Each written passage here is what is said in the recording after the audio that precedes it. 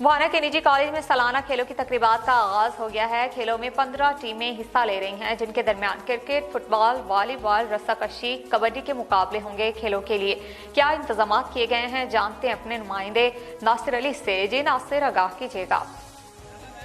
जी बिल्कुल, उस वक्त कॉलेज के ज़ेरे तमाम सालाना खेलों का आगाज़ कर दिया गया। इलाका भर से 15 टीमों ने हिस्सा लिया, जिसमें कबड्डी, वॉलीबॉल, क्रिकेट, रस्साकशी के मुकाबले होंगे। आज टाली मंगीनी और उस वक्त कॉलेज की टीम के दरमियान मैच खेला गया है। इस हवाले से मेरे साथ उस वक्त कॉलेज के प्रिंसिपल मौजूद हैं, उनसे बात करते हैं।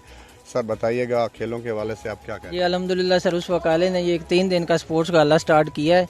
यहाँ पे हमने इन गेम्स को मुख्तलिफ हिस्सों में तकसीम किया है, जिसमें क्रिकेट के गेम्स होंगे, फुटबॉल के, वॉलीबॉल के, बैडमिंटन के मुकाबला जात होंगे। अभी थोड़ी देर पहले एक रस्साकशी का 2 मैचेस हमने किए, जिसमें कुछ जो हमारी 2 टीमें उन्होंने विन भी किया।